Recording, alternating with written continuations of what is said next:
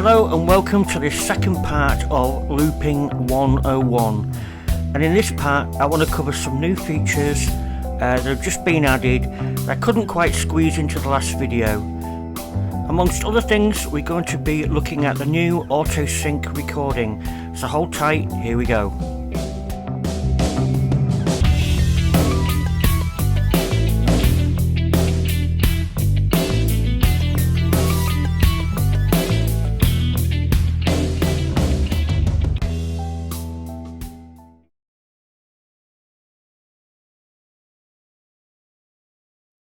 So let's take a look at that opening arrangement and see how it was done. As you can see here, we have two sections to the song, bars 1 to 9, and then section B, bars 9 to 17. Now both sections A and B contain 4 tracks, and I want to audition that for you.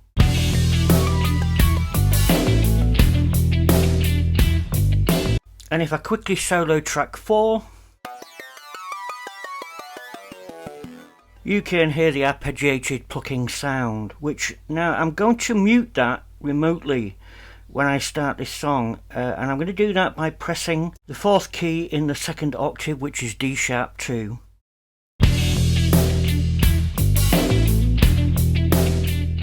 Now when it comes to mutes, any note velocity below 90 I think turns the mute on, and anything above 90 turns it off. Now keys in the C3 octave will schedule a sequence, so let's schedule the next sequence, which I'm going to do by pressing F.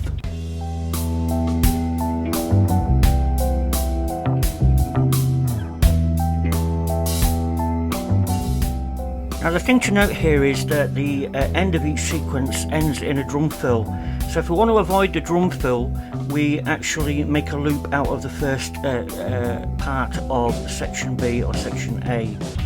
In this case we've transitioned to a loop which is covering the second part of section A, which has a drum fill at the end.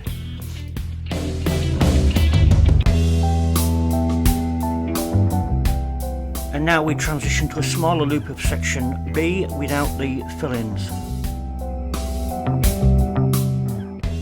So I think you can see with a small number of loops like this, you can actually create the backing for quite an elaborate song just by sending the relevant note information to MultiTrack.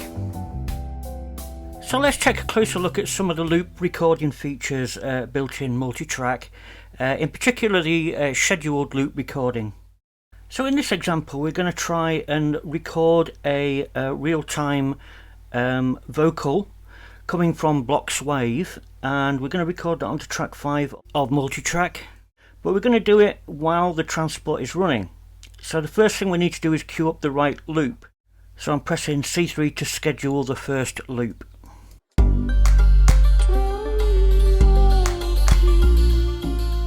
Now this is a typical recording session where you're listening to something and thinking, yeah, that sounds good, I want to record this in a loop.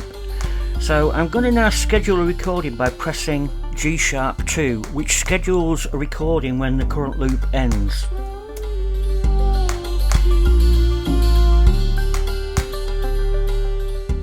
Now MultiTrack will record until it's the end of the loop, at which point it will stop recording and return to playback mode.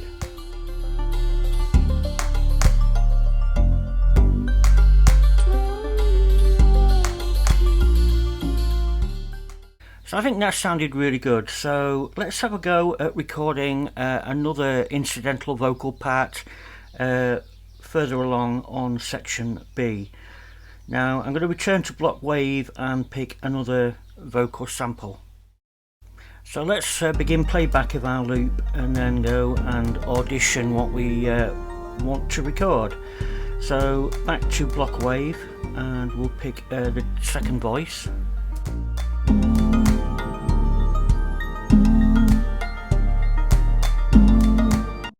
So I think 4 bars of that would be overkill, so let's just record a single bar. And we're going to record a slightly different way this time. We're going to arm the record, and then when we start AUM transport, recording will begin.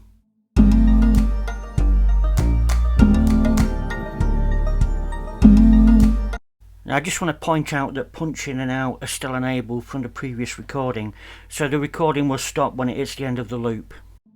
Now it's also possible to do a rolling recording, so if I start the playback here and then press the auto record button, G#2, you will notice that recording automatically starts once the play cursor enters the loop.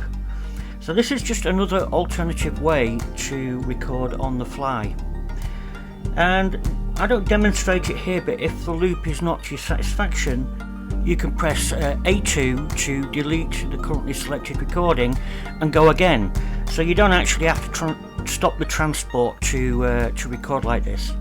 Now I know this has been a rather short video, but I want to end this video giving you some demonstration of how you could possibly use these features in collaboration with other apps.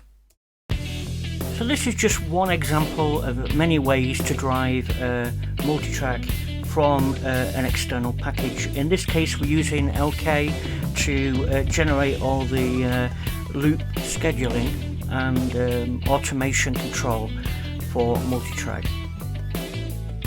And there's so many ways in which you can trigger these loops from various other packages, so this is just one way.